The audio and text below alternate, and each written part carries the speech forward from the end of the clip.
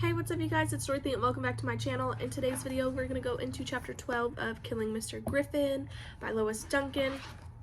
Things are getting really juicy in this book. We're about to find out what is about to go down, so let's keep reading to find out more. This video may contain sensitive topics and foul language. If you do not wish to continue, please click off of the video now. You have been warned. Chapter 12.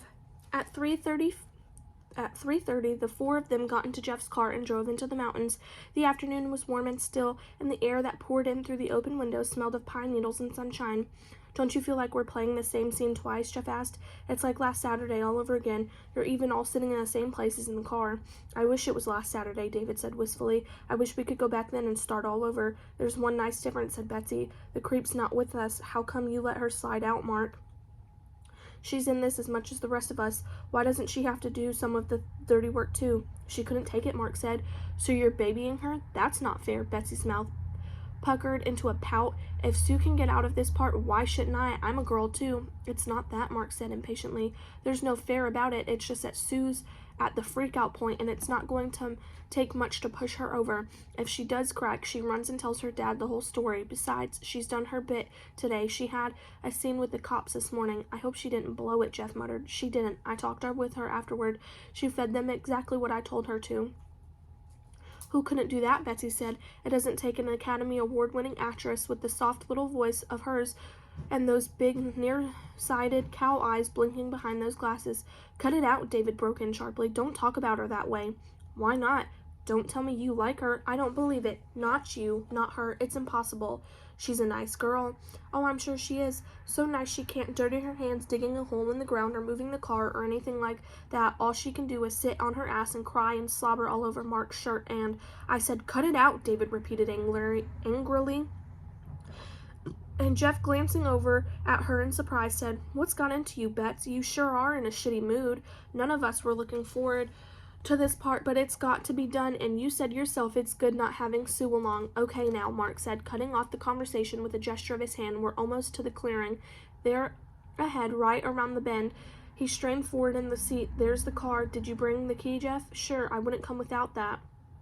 "Okay, pull up next to it here, and let's get going. We don't have a whole lot of time if we want to blend in with the 5 o'clock traffic. You've got the shovel in the trunk, just one?" "It's all I could find," Jeff said. "We'll have to take turns with it." "Well, get it and follow along behind us, then. Dave and I will go ahead and check the place over for the best spot for digging." When they reached the waterfall, Betsy gave a little gasp and covered her face with her hands. "Oh, God, there are flies on him." "What did you expect?" Mark said, amused. "He doesn't know the difference." "Ugh, it's grotesque. I'm going downstream to sit and watch the water." She wrinkled her nose in disgust. "I've never seen a dead person before except at a funeral." "This is sort of a funeral," Mark said. "Dave, where do you think? Right over there by the bank?" "I guess so," David said, swallowing hard. "There aren't many rocks over there, which will make it easier. Here comes Jeff. You want to start us off, man? You're the tower of strength among us. How about breaking ground there by the stream?" "Good enough, but I'm not doing the whole thing," Jeff said, stuck the corner of the shovel into the earth and turned up a lump of soil. "I wish I had a spade. A pointed tip would sure make things easier." "Well, we don't have one, so dig in with what you've got. Dave, give me a hand and let's roll the guy over. There's no sense burying a wallet full of cash along with him." "Is that in the hip pocket, Dave?" David asked grimly. "Yeah, here it is. A real beat-up old thing, isn't it? Hell, there's only a couple of bucks and a blank check and some credit cards. Too bad we can't use those." "Hey," Mark's face brightened. "That gives me a great idea. There's a guy I know up in Denver where I used to live who can copy a signature. I mean, once when I was pretty young, I got him to write a check and sign my dad's name to it, and the two of us had spending money for a month before the bank statement came, and my old man caught on to what had happened. This guy and I have kept in touch, and I bet if I sent him Mr. G's credit cards, he wouldn't say no to buying himself a few nice things with them. Then the first of the month and will come the bills to Mrs. G with her husband's signature right there, big as life, charging things from stores in Colorado. Wouldn't that freak out everybody?" "Man, you're a genius," Jeff said. Jeff was beginning to breathe hard as he dug. "Say, I'm starting to feel like one of the grave diggers in Hamlet. Alas, poor Griffin. I knew him.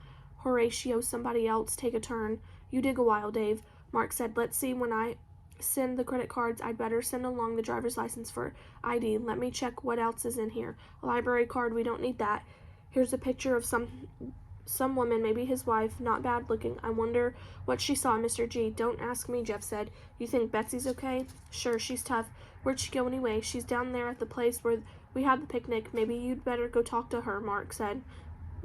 We can't have her getting weird on us. We're going to need her to drive down one of the cars. Jeff walked downstream to where Betsy sat, dipping her hand in the water. She lifted her arm and held it suspended, letting the shining silver droplets fall back into the stream. You playing at being Ophelia? Jeff asked. Don't joke, Jeff. This is just sickening. I'm just here trying to not throw up. It didn't bother you this way before, Jeff said. That was before I saw him. It was all like the story than just something Mark made up, and we all went along with it. It was even sort of exciting. I didn't picture him like that, all stiff and eyes wide open and flies. I don't see why Sue got out of coming up here, and I had to. Mark explained, Jeff said. You want Sue to crack and blab on us? I don't think that's a real reason.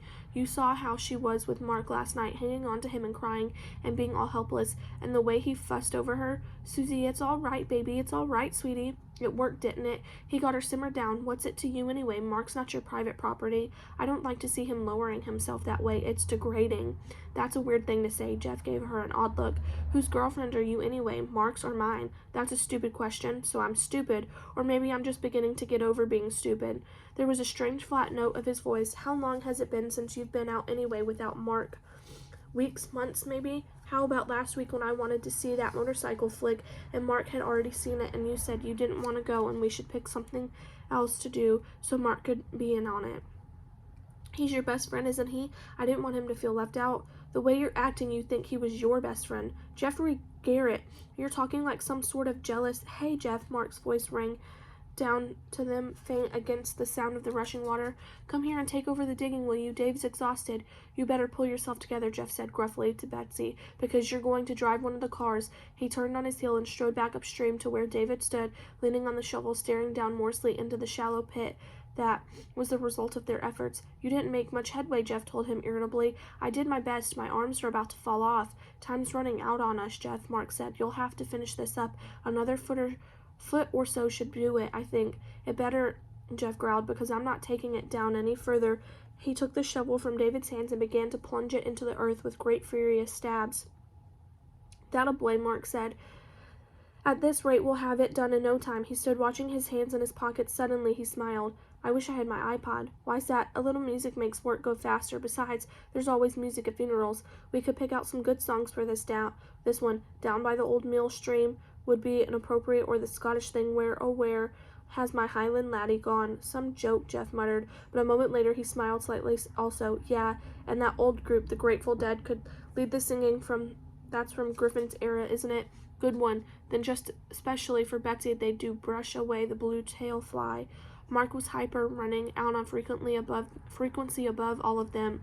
His eyes were shining so that their gray glittered like silver. He rocked back and forth from his toes to his heels, anticipating each shovelful of dirt, and it was lifted from the grave.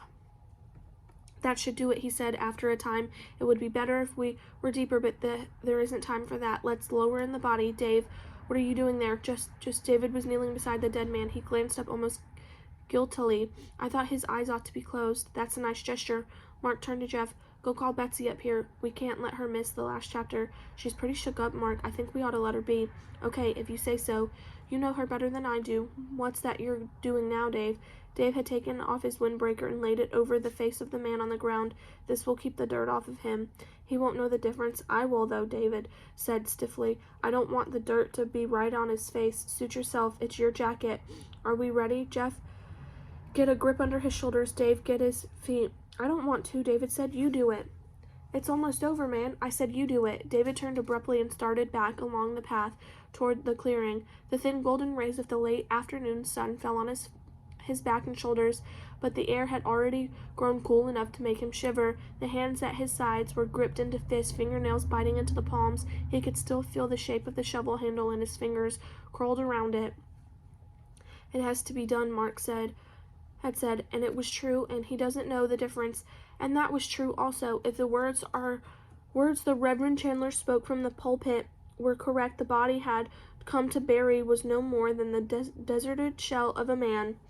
Somewhere, even now, the soul of Brian Griffin soared high and free into eternal glory, the anguish of his last hours on earth of no more significance in retrospect than the discomfort of his birth.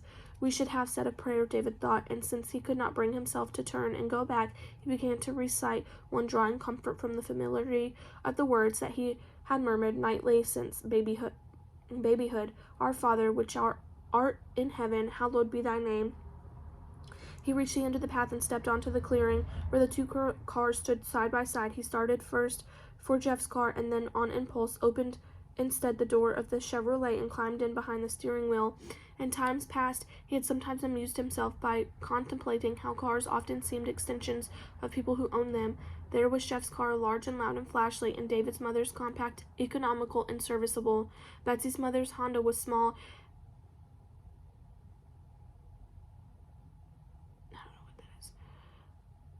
Small and fitful, a nervous little automobile, painted an eye-striking teal. Now in Brian's car, he closed his eyes and tried to feel the presence of the man who had driven it, hoping for one last image of warmth and life. It did not come. The car was cold and devoid of personality, as a thing in the grave by the waterfall. We didn't do it, David whispered. It was an accident, something that would have happened anyway. We weren't responsible. He kept whispering it over and over, and somehow it worked into the prayer so that the two became one. Forgive us of our trespasses. We didn't do it.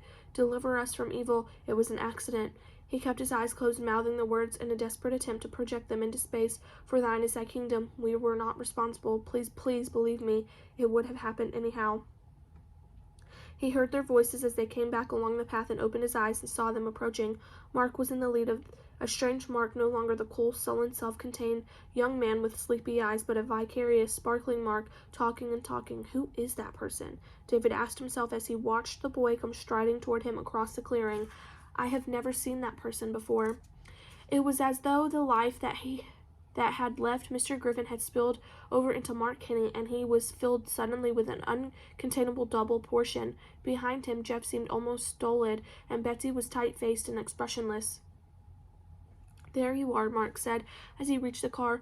What did you run off for? Well, it's over and done now, and all that's left is a bit with the car. Bets, you drive down Griffin's, and Jeff and I will follow along to pick you up on the north end of the airport parking lot. Why me? Betsy said. I've never driven that car. You won't have any trouble with it. I'm sure it drives fine. If I could, I'd keep it for myself, but that's not worth the risk. You drive it because you're a girl, and nobody's going to expect a girl to be driving around in Mr. G's car.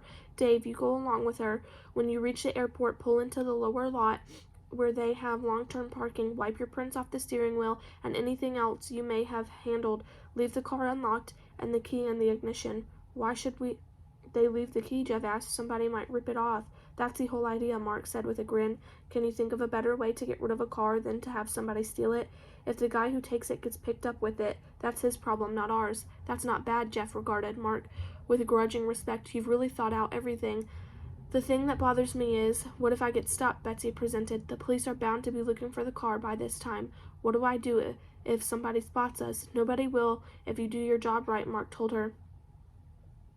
Drive slowly and carefully and don't do anything to draw attention. Join the line of cars coming out of the factories.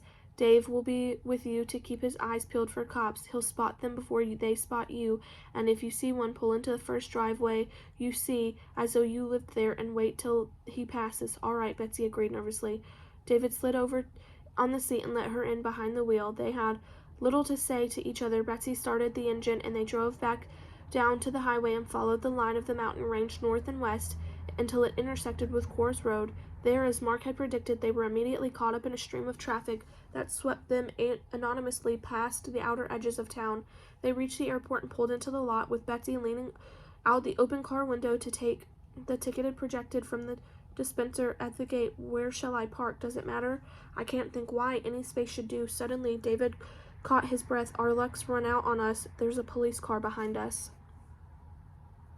Right here in the lot, Betsy glanced in the rearview mirror, and her face went ashamed, the freckles standing out like bright blobs of paint. He followed us in, or did he? Maybe he's just here to park like anyone else while he goes into the terminal for something. What should I do? You don't have a choice, just park somewhere. If you turn around now and drive out again, it'll catch his attention for sure. Here's a space, Betsy said. Is he still behind us? No, he's pulling on past. I think you're right, he's going to park. Okay, thank God. She pulled the car carefully into the empty parking place and turned off the ignition. Let's get out and go. First, we've got to get rid of our fingerprints. That will take forever. No, it won't. We haven't touched much. Don't get panicky. David ran the edge of his shirt swiftly around the circle of the steering wheel and along the window ledges. Then he wiped off the key. Anything else? No, nothing. Let's get going. Using their clothing as a shield between their hands and the metal handles on the doors, they opened the doors and got out of the car. The police car was parked 2 rows over in several spaces to the north. The driver had just climbed out and was crossing the lot in the direction of the airport. We'll have to walk right by him, Betsy whispered. That's okay, David told her. If he recognized the car, he'd have done something by now. He's just another guy stopping to pick up somebody. He took her arm. Walk slowly. Keep your eyes on my face and keep talking. He won't even notice us. What can I talk about? My mind's gone blank. About school. About the game the other night. It doesn't matter. Just talk. And for Christ's sake, smile. Amazingly, she did. The bright, full cheerleader smile. That was her trademark. It lit up her face as though she had pressed a light switch. It was the most exciting game, she said breathlessly. You can't imagine how close it was. Right up until the last 2 minutes, we were neck and neck. Then Jeff got the ball, and he went charging down the floor. And afternoon, Miss Klein, the policeman said pleasantly as he passed them. That is the end of chapter 12. I will see you guys in the next video. Bye.